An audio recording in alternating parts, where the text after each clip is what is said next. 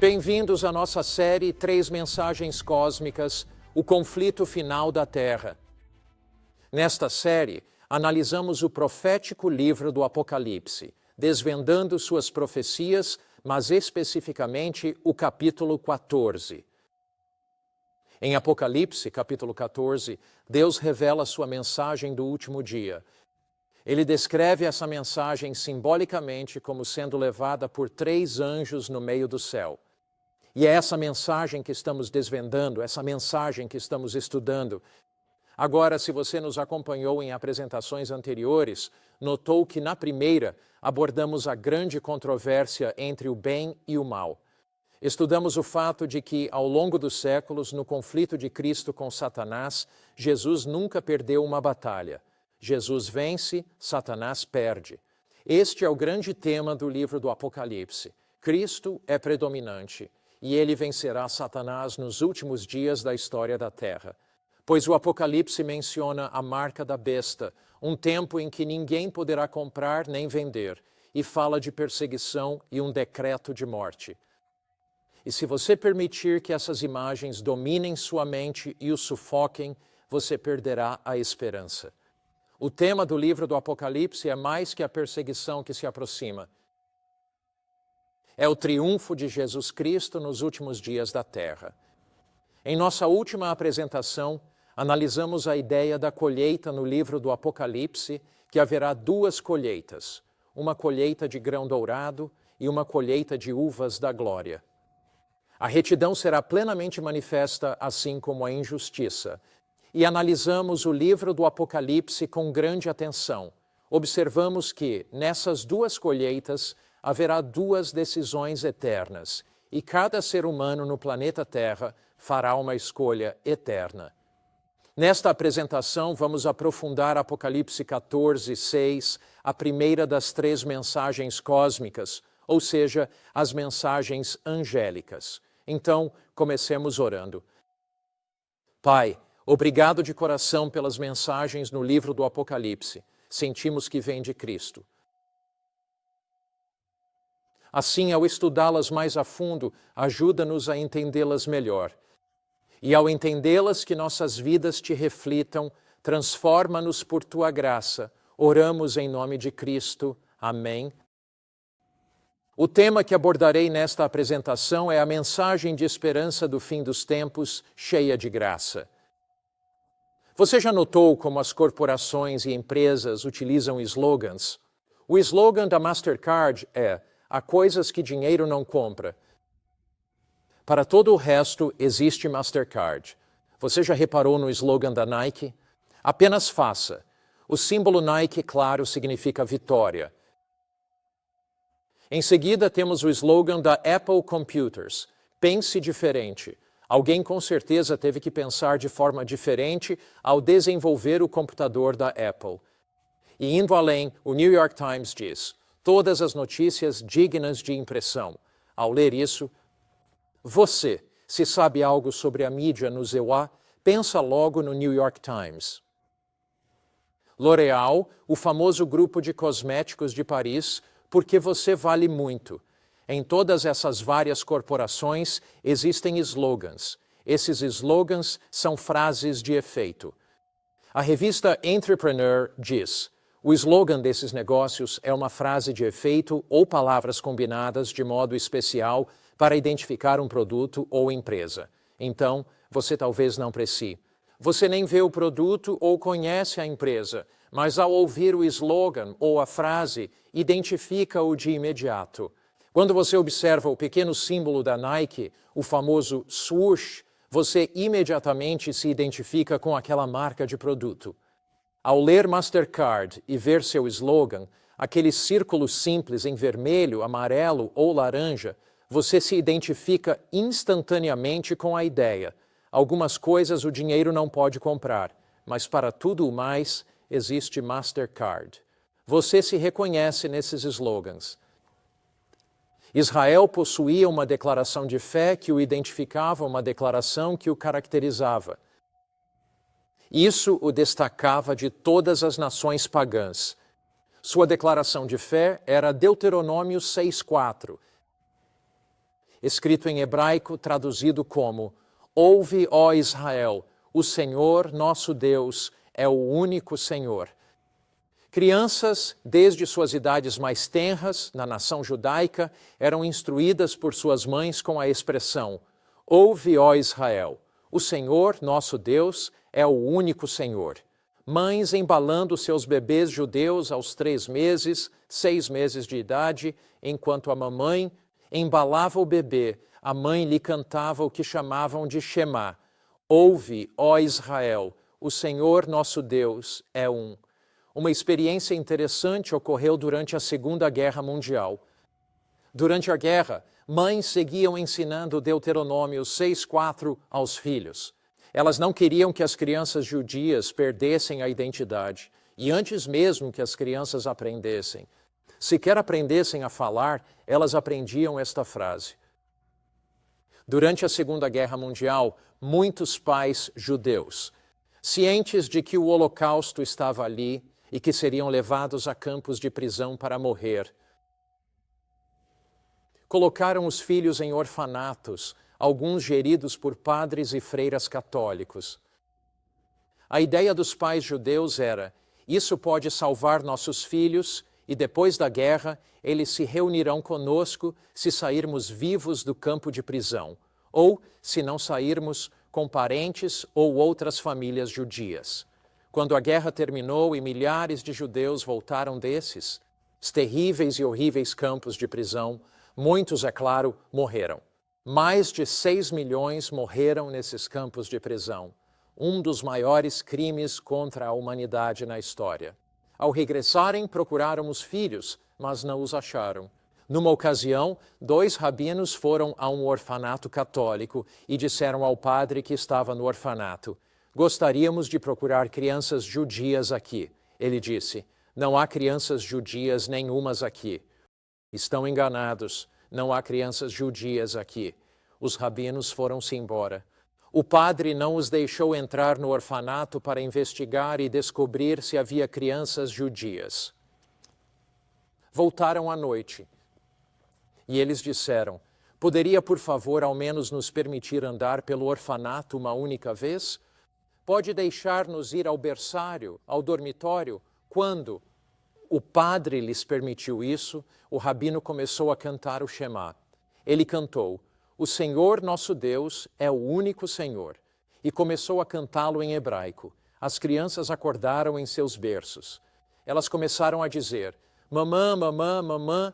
Reconheceram o hebraico. Reconheceram o Shema. Isso as identificou como um povo. E o rabino disse ao padre: Aquele é um dos meus. Aquele é um dos meus. O padre não teve escolha. Teve de devolver aquelas crianças judias ao seu devido lugar na comunidade judaica.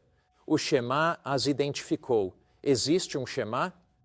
Há um ponto de identidade para o povo de Deus hoje? Sim.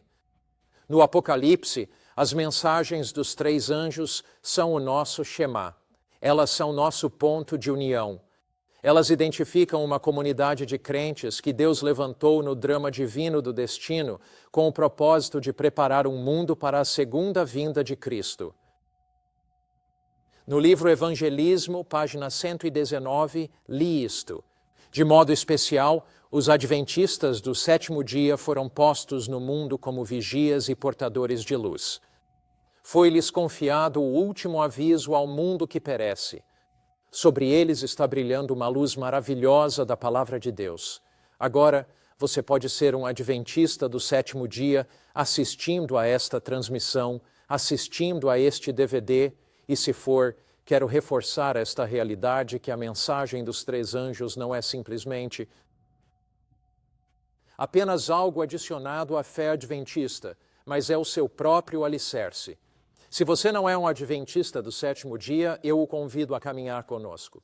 Convido você a me acompanhar enquanto estudamos estas mensagens. E há apenas um corpo no mundo pregando as 3 mensagens angélicas, e é a Igreja Adventista do 7º dia. Deus levantou a Igreja Adventista milagrosamente. Adventistas creem haver cristãos em toda denominação. Adventistas creem que há tementes a Deus em cada comunhão religiosa. mas também acreditamos que, no drama divino do destino, na providência de Deus, humildemente, cremos que Deus levantou um movimento para preparar o mundo para a sua breve vinda e que a identificação desse movimento se encontra em Apocalipse 14, 6 a 12. São os versículos mais significativos de toda a Bíblia, e eles identificam o povo de Deus do último dia. Então, vamos examiná-los juntos. Vamos estudá-los juntos e descobrir o que eles dizem.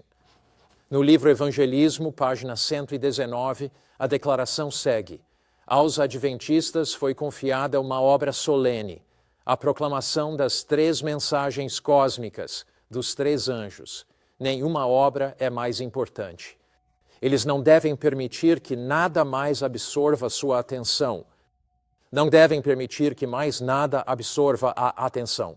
Na luz resplandecente da eternidade, nesta batalha cósmica entre o bem e o mal, Jesus enviou uma mensagem do último dia ao mundo. Jesus enviou uma mensagem nesta mensagem dos 3 anjos.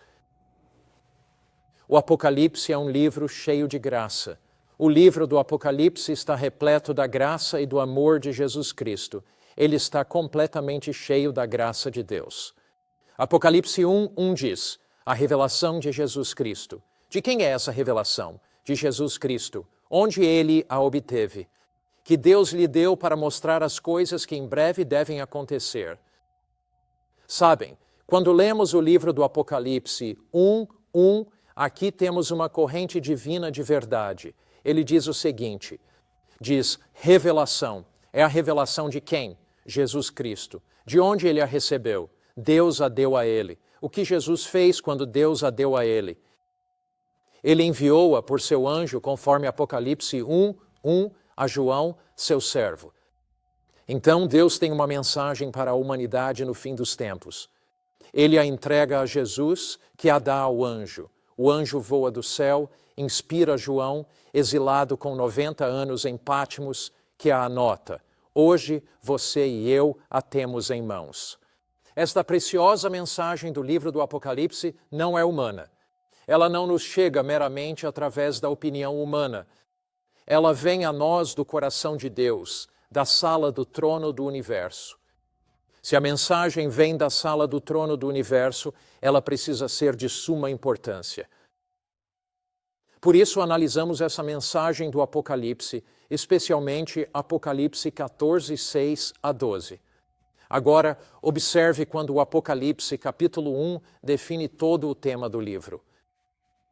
Ele estabelece quem este Jesus realmente é e diz que ele é aquele que nos amou e nos lavou de nossos pecados em seu próprio sangue. Então, o Apocalipse 1 apresenta este magnífico Cristo. Ele apresenta este livro repleto de graça e esperança no contexto do amor de Deus, de um Deus que se importa conosco tão profundamente que não deseja que nenhum de nós se perca. O livro do Apocalipse, de fato, é um livro repleto de graça.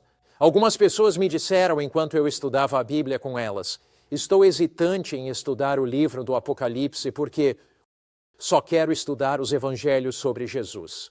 Elas esqueceram que, de acordo com Apocalipse 1, esta é a revelação de Jesus Cristo.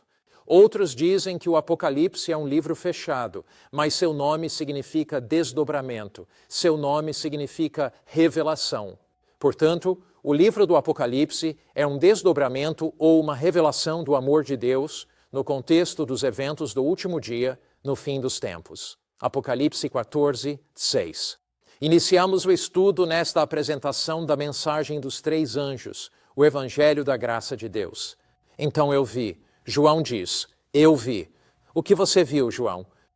Vi outro anjo voando pelo meio do céu, tendo o Evangelho eterno para proclamar aos que habitam sobre a terra, a cada nação, tribo, língua e povo. Então João contemplou o céu e, em visão profética, viu um anjo mensageiro voando pelo meio do céu, possuindo o Evangelho eterno. Outra palavra para o eterno é o Evangelho que dura para sempre. Então João viu este Evangelho eterno. O que é o Evangelho? O Evangelho é a pedra fundamental das mensagens dos três anjos. Se estudarmos as mensagens dos três anjos e perdermos o Evangelho, perdemos o próprio fundamento das mensagens dos três anjos. Perdemos a própria pedra fundamental que nos permite permanecer firmes em tudo o que vem depois disso. O Evangelho é o próprio coração, é o pulso, é a pedra fundamental das mensagens dos três anjos. Agora, podemos perguntar, o que é o Evangelho? O Evangelho tem a ver com a vida, a morte, a ressurreição, a intercessão. O Evangelho é uma palavra ampla. Se pudermos traduzi-lo como boas novas, são as boas novas de Jesus.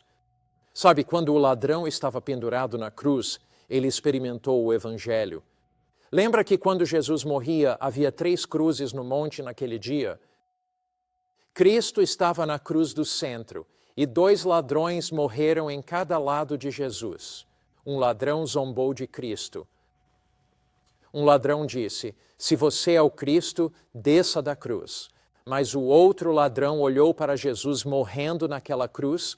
O outro ladrão ouviu as palavras de Cristo. Pai, perdoa-lhes, porque não sabem o que fazem.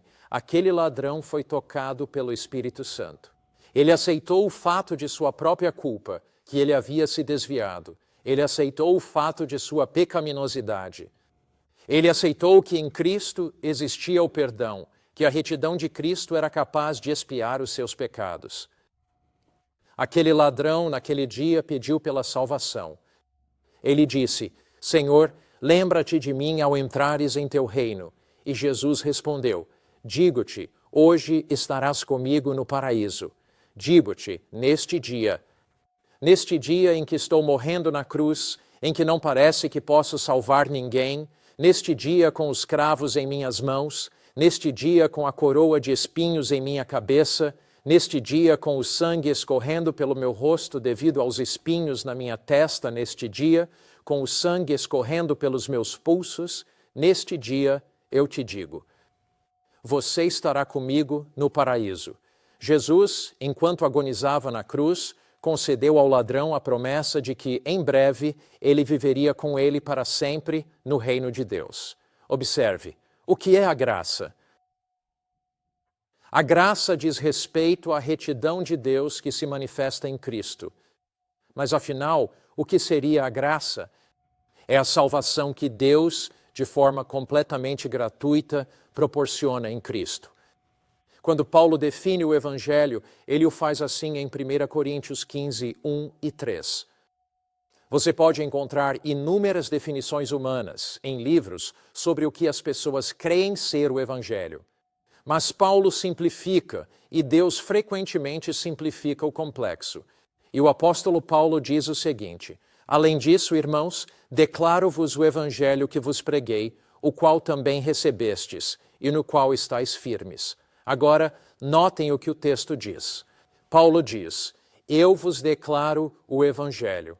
Ele vai explicar. Ele pregou o Evangelho a eles, e eles o receberam e permaneceram nele. Qual Evangelho ele pregou e qual Evangelho eles receberam? Porque vos transmiti o que recebi. Cristo morreu por nossos pecados conforme as Escrituras. O que é então o Evangelho? É Cristo morrendo por nossos pecados segundo as Escrituras. Ele continua, foi sepultado, ressuscitou ao 3º dia e foi visto por Cefas e pelos 12. O que é o Evangelho? É a vida perfeita de Cristo, expiando por nossas vidas imperfeitas. O que é o Evangelho? É a morte de Cristo, que carregou nossa culpa e vergonha na cruz do Calvário. Merecemos a morte, mas Ele nos dá a vida. Merecemos uma coroa de espinhos, mas Ele nos dá uma coroa de glória. Merecemos ser pendurados na cruz, mas Ele é pendurado e nós nos sentamos em um trono. Nós realmente merecemos usar o manto da pecaminosidade e degradação. Ele veste esse manto por nós e nos dá o da retidão. Cristo entra no domínio da morte, morre a segunda morte em nosso favor.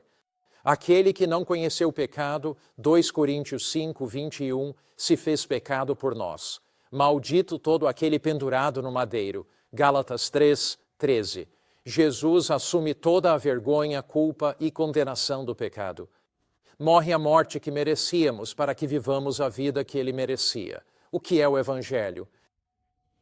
É mais do que a morte de Cristo, pois se Jesus morresse sem ressuscitar, seria um mártir por uma causa, mas ele saiu do túmulo, está vivo, e é o que Paulo afirma. Paulo afirma que Jesus de fato morreu, mas ele ressuscitou novamente. Eu estava lá de pé observando o mausoléu de Lenin, no túmulo de Lenin na Praça Vermelha, e fiquei pensando que os cientistas russos tinham preservado Lenin, e ele está neste túmulo de vidro, e as pessoas iam lá para o reverenciar. Elas faziam filas longas no auge do comunismo. Mas Lenin jazia em seu túmulo, porém Jesus Cristo não está no seu. O túmulo de Cristo está vazio. Jesus vive. Isso é o Evangelho. E Jesus vive por nós. Podemos ir a Ele. Ele nos dá sua força e poder para viver uma vida piedosa. Jesus nos livra da penalidade do pecado, da condenação do pecado. Ele nos livra do poder do pecado e um dia, finalmente, Jesus nos livrará da presença do pecado. O que é o Evangelho? É Cristo nos livrando da pena do pecado, da sua condenação, do poder do pecado, das garras do pecado e da presença do pecado. O que é o Evangelho?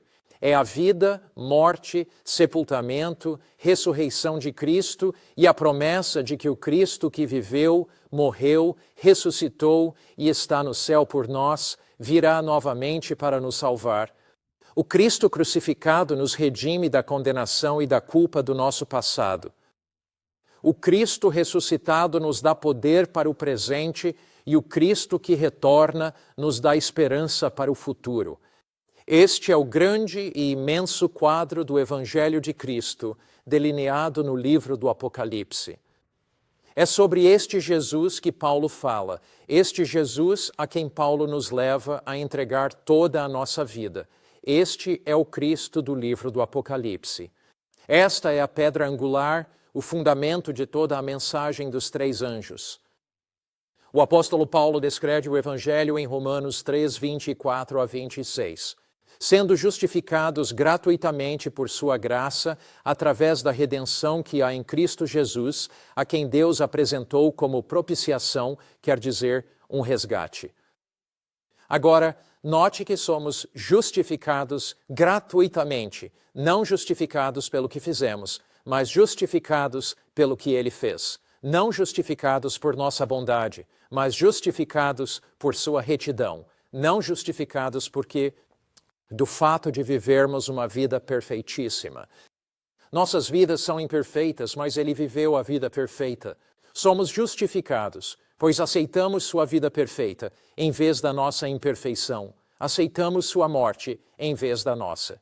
Aceitamos a retidão dele em nossa culpa e vergonha. Justificados, qual a próxima palavra?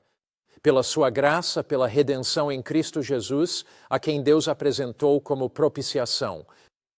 Ele pagou o preço do resgate pela fé em seu sangue para declarar a retidão de quem? É a nossa? Para declarar sua retidão pela remissão dos pecados passados, por sua paciência. Para declarar agora a sua retidão, para que ele seja justo e justifique quem crê em Jesus. Quando eu venho a Jesus, não tenho absolutamente nada para dar. Quando me achego a Jesus, trago a minha pecaminosidade, minha fraqueza e minha loucura. Mas eu venho, e você também pode vir hoje. Você diz, sou pecador, é por isso que você vem. Já caí, por isso você vem. Não sou justo, por isso você vem. Jesus diz, venham a mim, vinde a mim, todos vós sobrecarregados, e eu vos darei descanso.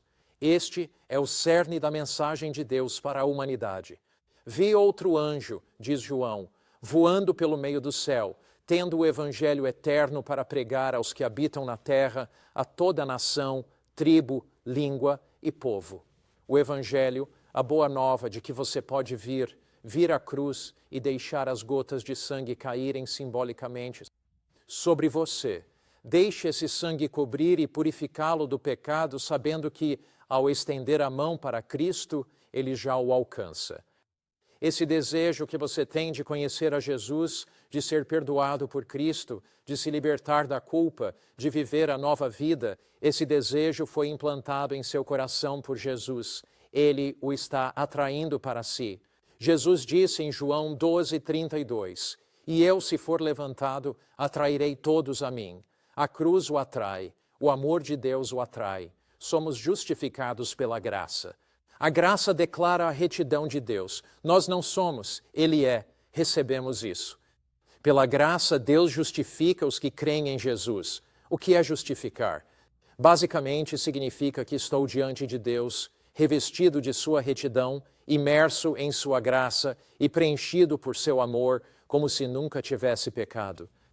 Deus me aceita exatamente como aceita o seu próprio filho. E este pensamento é realmente avassalador. Na verdade, é um pensamento impressionante que, quando eu venho a Cristo, sou aceito, como a Bíblia diz em Efésios 2, no amado. Sou aceito no céu, assim como Jesus é aceito no céu. Você diz, é tão simples assim? Estenda a mão pela fé, a sua retidão. Estenda a mão pela fé, a sua bondade. Romanos 5, 6 a 8 diz, quando éramos fracos, no tempo certo. O que isso quer dizer? Na hora certa. Cristo morreu pelos ímpios. Você e eu fomos ímpios. Pois dificilmente alguém morrerá por um justo, embora talvez por um homem bom alguém se atreva a morrer. Mas Deus demonstra o seu amor por nós. O que Deus nos mostra? Seu próprio, o quê? Amor. Quando éramos pecadores, Cristo morreu por nós. Aqui descobrimos que Deus em amor nos alcança. Quando Adão e Eva pecaram, Deus poderia ter exilado este universo e deixado o pecado destruir a todos nós. Quando Adão e Eva pecaram, Deus poderia tê-los apagado como um mosquito e recomeçado. Mas seu amor era grande demais. Quando ainda éramos pecadores, o amor de Deus nos alcançou para nos salvar. E hoje te alcança, meu amigo. A graça de Deus é imerecida e não merecida. A graça de Deus não é ganha, mas é nossa em Cristo. Esse é o Evangelho. Adoro como está no livro, o desejado de todas as nações, um dos mais notáveis sobre a vida de Cristo. Página 753. Diz, sobre Cristo, nosso substituto e fiador, foi lançada a iniquidade de todos nós. Ele foi contado como transgressor para que pudesse nos redimir da condenação da lei. A culpa de cada descendente de Adão pesava-lhe o coração. Assim, quando Jesus pendia na cruz do Calvário, foi contado como transgressor. O tribunal de julgamento de Deus foi estabelecido na cruz do Calvário, e Cristo, que havia vivido uma vida perfeitamente justa, foi considerado, foi julgado como pecador. Em Hebreus 2, 8 a 9 diz, ele provou a morte por todos. Ele experimentou a morte eterna que você e eu deveríamos ter morrido na cruz naquele dia. Ele não conseguia se ver saindo do túmulo. Ele via apenas a escuridão do túmulo por causa da culpa do pecado. A declaração continua, a ira de Deus. O desejado, página 753, contra o pecado, a terrível manifestação de seu desprazer pela iniquidade encheu a alma de seu filho de consternação. Cristo divulgava a um mundo caído a misericórdia e o amor do Pai. A salvação para o maior dos pecadores era seu tema, mas com o peso terrível da culpa, ele não vê a face reconciliadora do Pai. A retirada do semblante divino do Salvador nessa angústia suprema perfurou seu coração com tristeza que nunca poderemos entender. Consegue imaginar? Jesus viveu com o Pai. Eras eternas. Cristo é o Cristo eterno. Não teve início, nem terá fim.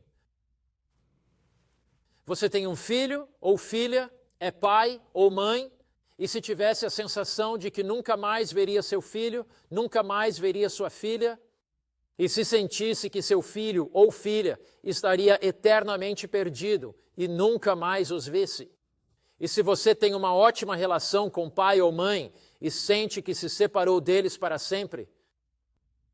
Por mais que ame um filho ou filha, ou mesmo seu pai e sua mãe, isso não reflete sequer uma gota no oceano do amor de Deus pelo seu filho e do filho pelo pai.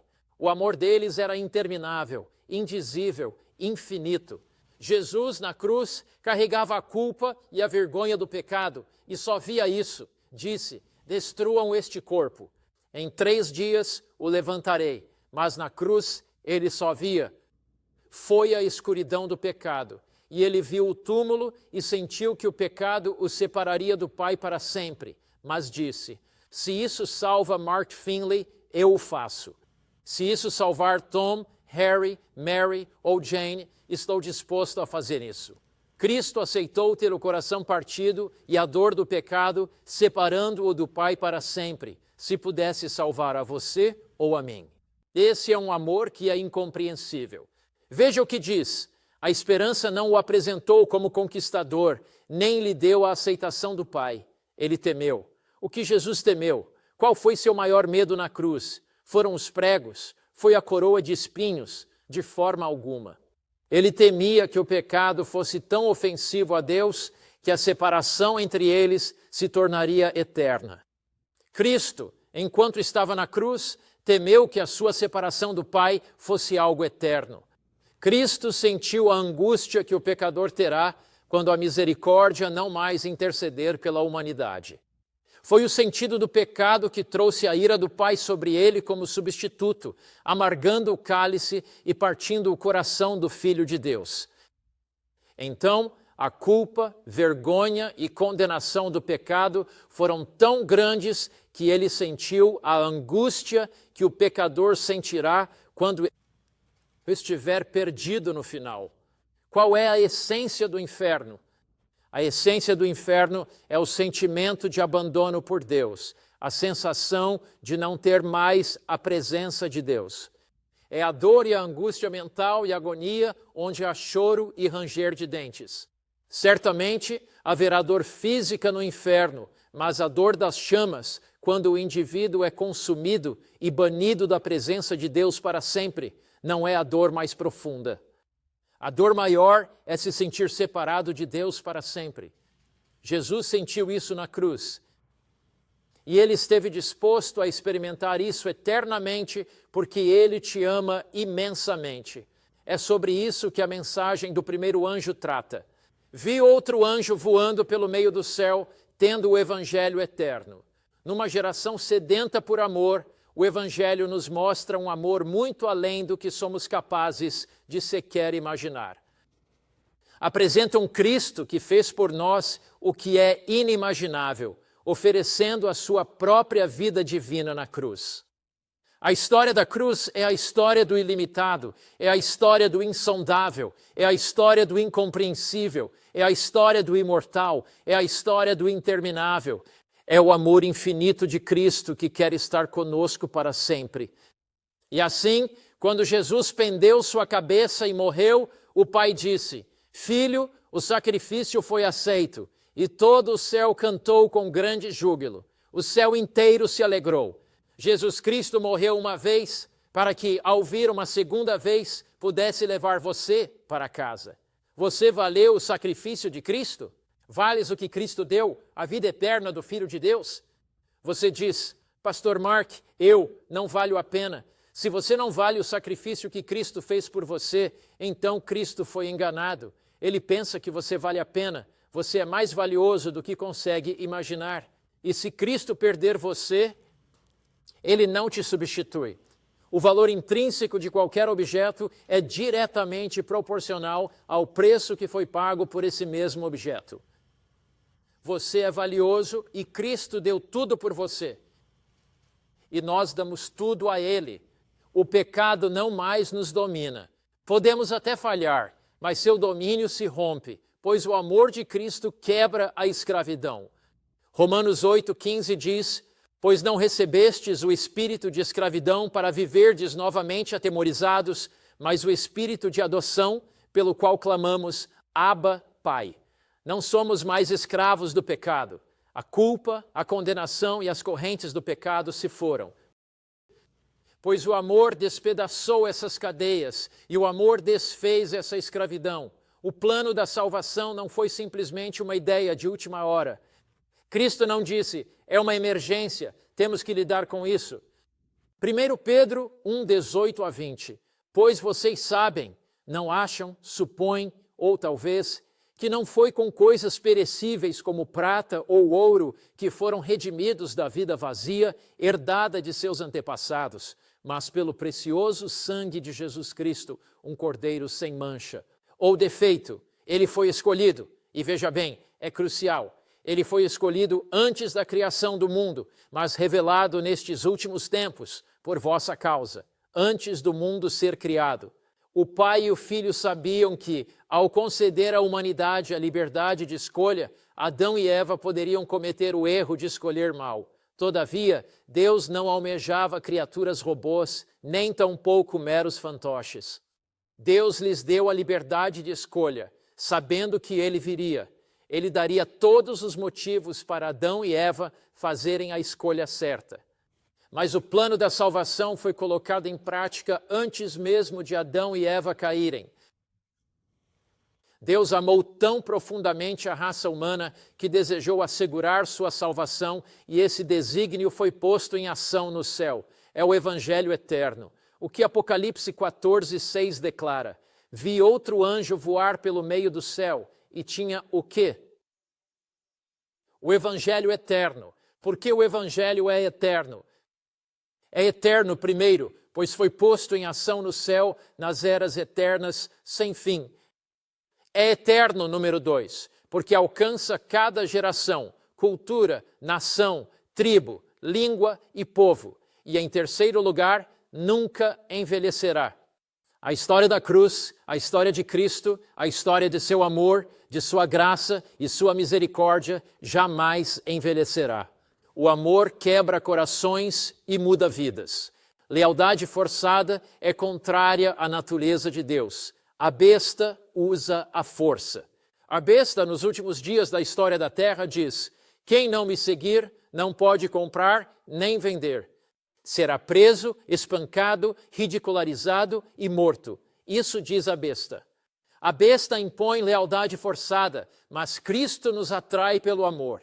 Ao ver o amor de Deus, isso nos toca. Fomos feitos para amar. Nossos corações anseiam por amor e é o amor de Deus revelado no Calvário que de fato muda nossas vidas. Em O Desejado, página 22, diz: o plano de redenção não foi uma ideia tardia, um plano formulado após a queda. Foi uma revelação do mistério que esteve em silêncio através dos tempos eternos. Qual mistério foi guardado em silêncio desde a eternidade? É o mistério do amor de Deus. É o mistério da graça de Deus. E é esse mistério de seu amor e graça que deve ser proclamado ao mundo, a uma geração faminta de amor. Nesta era, a terra será iluminada pela glória de Deus. E o que é isso? Seu amor. É o seu caráter, muda o coração. O Desejado, página 22, foi a revelação dos princípios que sustentam o trono de Deus desde a eternidade. Quais são? Amar a Deus supremamente e amar uns aos outros em nossos relacionamentos. A uma geração faminta de amor que busca relacionamentos, o Evangelho oferece aceitação, perdão, pertencimento e poder transformador. Havia uma canção country que dizia: se ao menos alguém soubesse quem eu sou, se ao menos alguém me amasse. Para uma geração faminta de amor, jovens procurando por amor, buscando preencher aquele vazio doloroso por dentro, maridos, esposas buscando amor. Já percebeu que por mais que seus pais o amem, ainda sente falta de amor? Mesmo que cônjuges te amem, ainda há falta de amor em sua vida. Você já notou que não se pode ter o suficiente do amor? A razão para isso é que Deus nos criou com o propósito de o amar. Deus colocou um vácuo divino em nossos corações, um buraco, se assim preferir, que só pode ser preenchido por seu amor. E para uma geração faminta por amor, para uma geração que anseia por relacionamentos significativos, para uma geração que passa mais tempo com a tecnologia do que com a comunicação aberta uns com os outros, compartilhando as necessidades de nosso coração, compartilhando nossos fardos. Há algum tempo, minha esposa e eu estávamos numa reunião a caminho de uma palestra e vi 5 jovens sentados no muro. Eles eram adolescentes, com celulares, mandando mensagens. Não liguei até parar e dizer, isso é interessante, todos vocês estão mandando mensagens. A quem mandam mensagens? Uns aos outros. Estão no muro, não se comunicam verbalmente, nem cara a cara, trocam mensagens. Será que alguém se pergunta por que estamos tão carentes de relacionamentos humanos? Será que a tecnologia substituiu relacionamentos, partilha e a abertura dos nossos corações uns aos outros? Deus pode preencher seu vazio de relacionamento. Ele pode encher seu coração de amor para que você estenda a mão com bondade aos outros. E um dia, quando Jesus Cristo voltar, seremos levados à eternidade para vê-lo e experimentar a alegria de seu amor para sempre. O Cristo que morreu na cruz voltará para nos levar. Há um tempo, perguntaram a Ellen White, será que esta mensagem dos 3 anjos é, na verdade, a mensagem da justificação pela fé que você tem mencionado? É a mensagem de justificação pela fé bíblica? Em 1º de abril de 1890, ela escreveu, vários me perguntaram se a mensagem de justificação pela fé é a mensagem do 3º anjo, e eu respondi que sim. Deixem-me resumir rapidamente para vocês. O Evangelho é a mensagem de que a justiça está em Cristo, não em nós mesmos. Essa é a mensagem do 1º anjo que nos leva a abrir nossos corações a Cristo e aceitá-lo como nosso único representante no juízo. A segunda mensagem angelical, caiu Babilônia. O que é Babilônia? É a importância egocêntrica que substitui as opiniões e ideias humanas pela graça de Cristo. Substitui tradições e ensinamentos humanos pela palavra de Cristo. É autocentrada. E a mensagem da marca da besta, o que é? A essência da marca da besta é o homem egocêntrico, pensando ter autoridade para mudar a lei de Deus. Então, o que é a justiça pela fé? Justiça pela fé é crer em Jesus para a salvação. Justiça pela fé é crer no poder de Jesus para uma vida piedosa. Justiça pela fé é aceitar a palavra de Cristo proferida por Ele. Justiça pela fé é confiar em Jesus e sua palavra, vivendo em harmonia. Nossas obras são movidas por seu amor e fortalecidas por sua graça. Viemos a Cristo como somos, mas não permanecemos assim. Somos mudados por sua graça. Justiça pela fé é o amor de Deus sem fim. É a sua graça transbordante, bem no coração das mensagens destes 3 anjos que estamos estudando, que vamos desvendar mais e mais a cada apresentação desta série. 2 Coríntios 5,14 nos diz que, se somos motivados e transformados pelo amor de Cristo, o amor de Cristo nos compele. O que faz com que homens e mulheres vão aos confins da terra, deixem família e amigos, partam para missões, cativados por seu amor, mudados por sua graça, redimidos por seu poder. A mensagem dos 3 anjos, segundo Apocalipse 14:6, é para ir a todo o mundo. A mensagem dos 3 anjos nos leva da preocupação com o nosso próprio interesse para uma paixão pelo serviço de Cristo. Você não pode chegar à cruz e permanecer em silêncio. A cruz te transforma. A cruz te faz de novo. Mateus 28:18 diz, toda autoridade me foi dada. Ide, portanto, e fazei discípulos de todas as nações. Ide, fazei discípulos de todas as nações. Apocalipse 14:6 diz, vi um anjo voando no céu com o evangelho eterno para pregar. Para quem? A toda nação, tribo, língua e povo. Essa mensagem não acabará. Esta mensagem não se apagará como vela ao vento para insignificância. A mensagem dos 3 anjos alcançará seu destino. Ela transporá fronteiras geográficas e penetrará grupos linguísticos.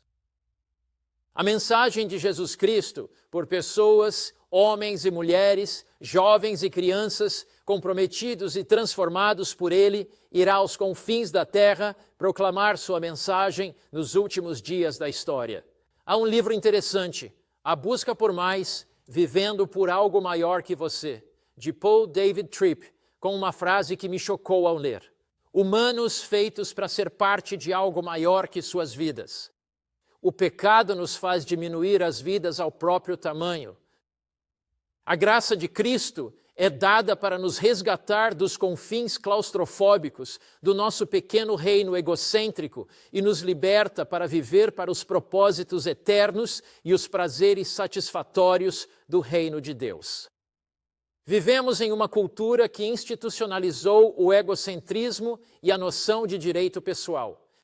Se olharmos, é claro, precisamos ser salvos de nós mesmos. Dívidas, vícios, obesidade, divórcio são frutos de uma cultura egocêntrica onde buscamos sentido onde não há.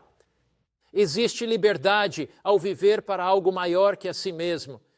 Em suma, significa viver para a glória de Deus e o êxito do seu plano para o mundo que Ele criou. Se você quer fazer algo grande por Deus, se é jovem e busca sentido na vida, ou se tem estado a brincar de igreja, ou é um adulto que simplesmente vem e se senta no banco, saiba que existe algo maior e mais grandioso do que a autoocupação e o egocentrismo. É uma vida para compartilhar seu amor, levando a palavra de Deus, caros amigos e vizinhos. A mensagem angélica de Deus alcançará toda a nação, tribo, língua e povo.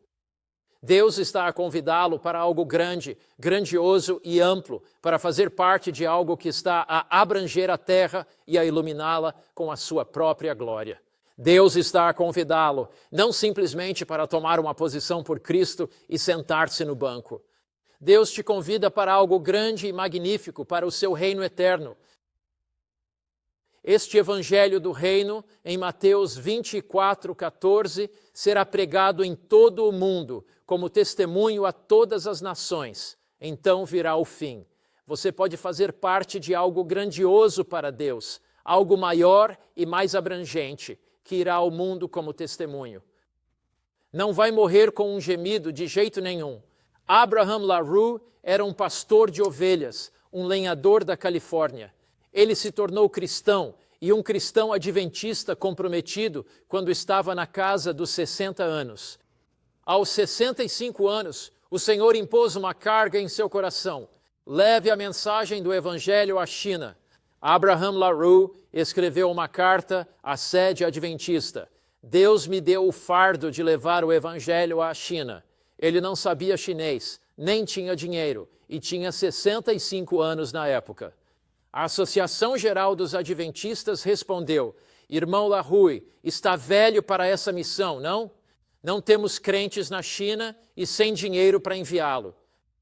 Mas o Havaí fica em algum lugar no Pacífico. Se conseguir chegar lá, talvez pudesse vender literatura cristã.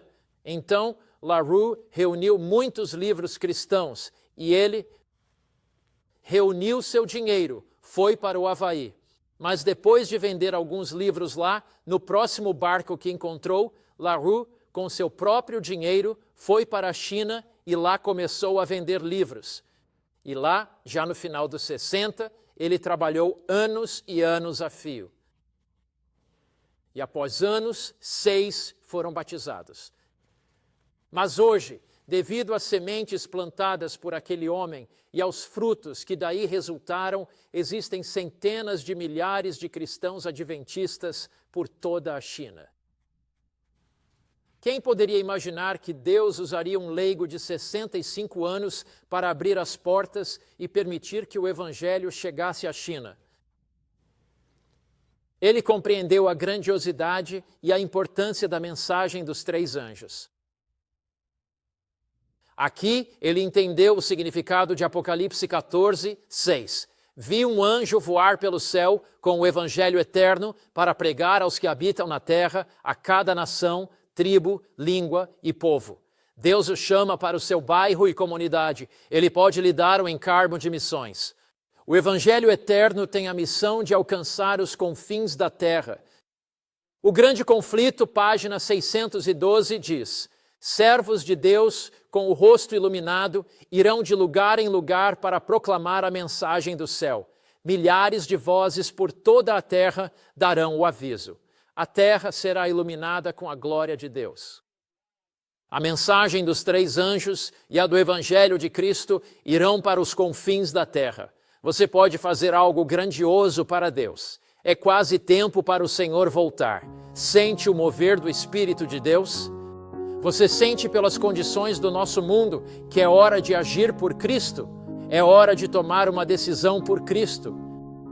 É hora de compartilhar a palavra de Deus. É tempo de dar estudos bíblicos, distribuir literatura, convidar para programas piedosos. É hora de agir por Cristo e fazer parte de algo grandioso para Deus. Ele está quase voltando. Acredita? Para confiar nele mais plenamente. Para se comprometer com ele como nunca antes se comprometeu. Nós vivemos no fio da navalha da eternidade em uma hora de crise na história deste mundo. Estamos vivendo com incertezas por todo o lado. Sentimos isso no coração. Sentimos isso bem no fundo. E Deus está guiando cada um de nós a sair da sua zona de conforto e conveniência. Conforme a canção diz, saia pelas veredas e pelos caminhos. Bata na porta do vizinho, crie um laço de amor e compartilhe Cristo. Compartilhe Cristo com colegas de trabalho. Prega Cristo na sua comunidade. Compartilhe Cristo. Ele abre portas de oportunidade para você. Aceitaria se comprometer agora, enquanto oro? Que não haja mais negócios ou prazeres como de costume para você. Não mais vida como de costume.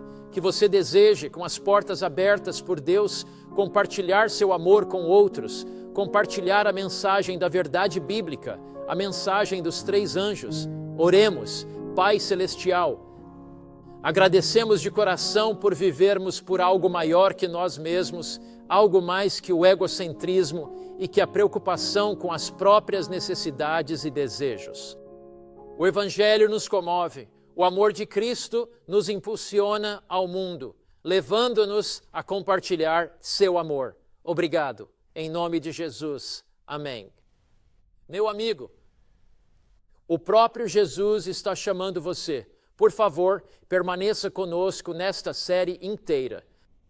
Na próxima apresentação, vamos falar sobre Apocalipse 14, 7 e o tribunal de julgamento de Deus. O que é o juízo e como ter confiança para passar nele. Que Deus te abençoe esta semana.